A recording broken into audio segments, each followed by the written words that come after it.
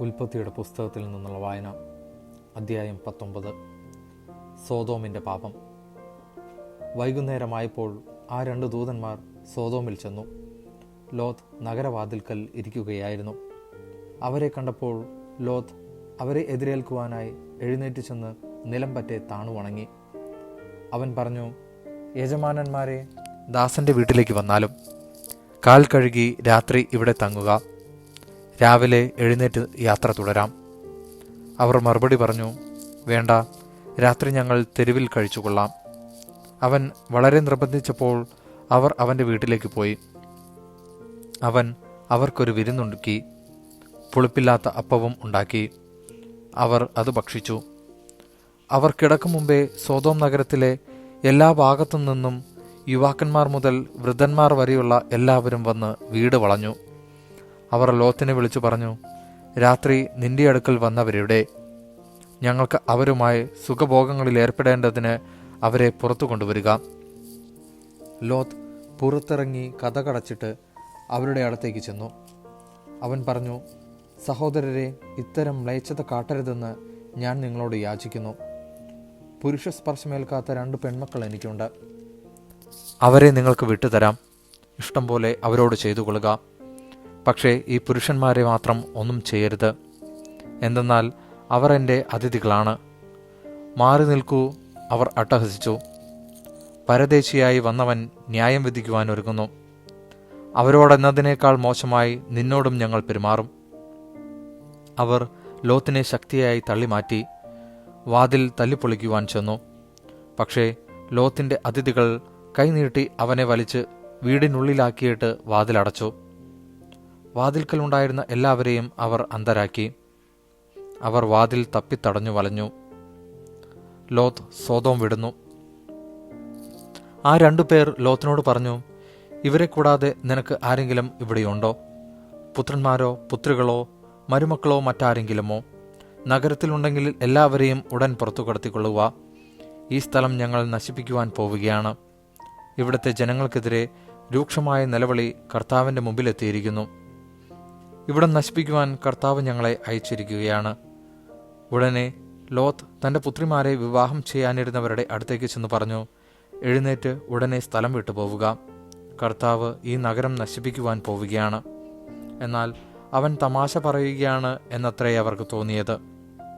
നേരം പുലർന്നപ്പോൾ ദൂതന്മാർ ലോത്തിനോട് പറഞ്ഞു, എഴുന്നേറ്റ് ഭാര്യയെയും പെൺമക്കൾ 2 പേരെയും കൂട്ടി വേഗം പുറപ്പെടുക. അല്ലെങ്കിൽ നഗരത്തോടൊപ്പം നിങ്ങളും നശിച്ചു പോകും. എന്നാൽ അവൻ മടിച്ചു നിന്നു. കർത്താവിന് അവനോട് കരുണ തോന്നിയതുകൊണ്ട് ആ മനുഷ്യർ അവനെയും ഭാര്യയെയും മക്കളെയും കൈക്ക് പിടിച്ച് നഗരത്തിന് പുറത്തേക്ക് കൊണ്ടുപോയി വിട്ടു. അവരെ പുറത്തു കൊണ്ടു വിട്ടതിനു ശേഷം അവരിൽ ഒരുവൻ പറഞ്ഞു, ജീവൻ വേണമെങ്കിൽ ഓടിപ്പോവുക. പിന്തിരിഞ്ഞു നോക്കരുത്. താഴ്വരയിലെങ്ങും തങ്ങുകയുമരുത്. മലമുകളിലേക്ക് ഓടി രക്ഷപ്പെടുക, അല്ലെങ്കിൽ നിങ്ങൾ വെന്തു നശിക്കും.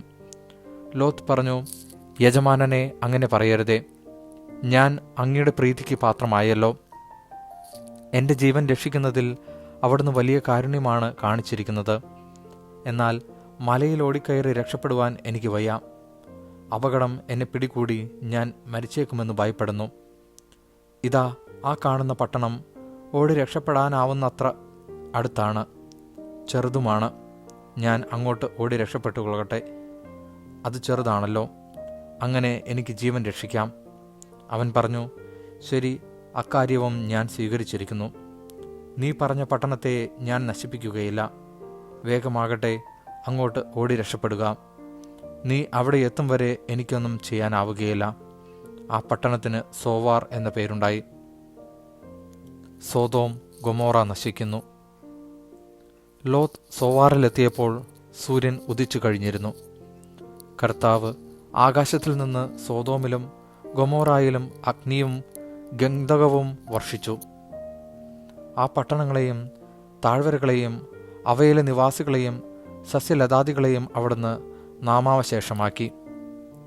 ലോത്തിൻ്റെ ഭാര്യ അവൻ്റെ പിറകെ വരികയായിരുന്നു. അവൾ പിന്തിരിഞ്ഞു നോക്കിയതുകൊണ്ട് ഒരു ഉപ്പുതീണായി തീർന്നു. അബ്രാഹം അതിരാവിലെ എഴുന്നേറ്റ് താൻ കർത്താവിൻ്റെ മുമ്പിൽ നിന്ന സ്ഥലത്തേക്ക് ചെന്നു.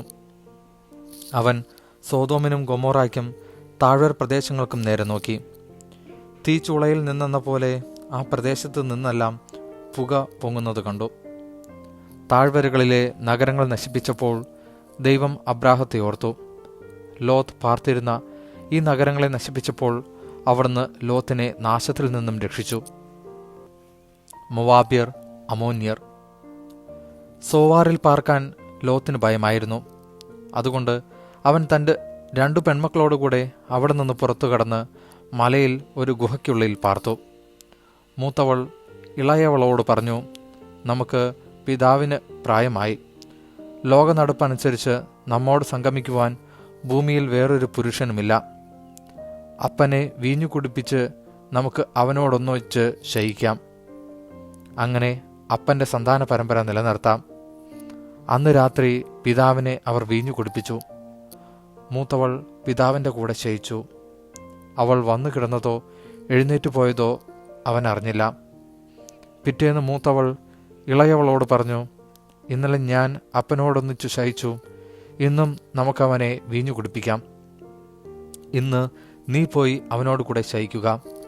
അങ്ങനെ അപ്പൻ്റെ സന്താന പരമ്പര നമുക്ക് നിലനിർത്താം. അന്ന് രാത്രിയിലും അവർ പിതാവിനെ വീഞ്ഞു കുടിപ്പിച്ചു. ഇളയവൾ അവനോടൊന്നിച്ച് ശയിച്ചു. അവൾ വന്നു കിടന്നതോ എഴുന്നേറ്റ് പോയതോ അവൻ അറിഞ്ഞില്ല. അങ്ങനെ ലോത്തിൻ്റെ 2 പുത്രിമാരും തങ്ങളുടെ പിതാവിൽ നിന്ന് ഗർഭിണികളായി. മൂത്തവൾക്ക് ഒരു മകൻ ജനിച്ചു. മൊവാബ് എന്ന് അവന് പേരിട്ടു. ഇന്നുവരെ ഉണ്ടായിട്ടുള്ള മൊവാബ്യരെല്ലാം അവരുടെയും പിതാവാണ് അവൻ. ഇളയവൾക്കും ഒരു മകൻ ജനിച്ചു. ബെൻ അമ്മി എന്നവന് പേരിട്ടു. ഇന്നുവരെ ഉണ്ടായിട്ടുള്ള അമോന്യരെല്ലാം അവരുടെയും പിതാവാണ് അവൻ. ദൈവവചനമാണ് നാം കേട്ടത്.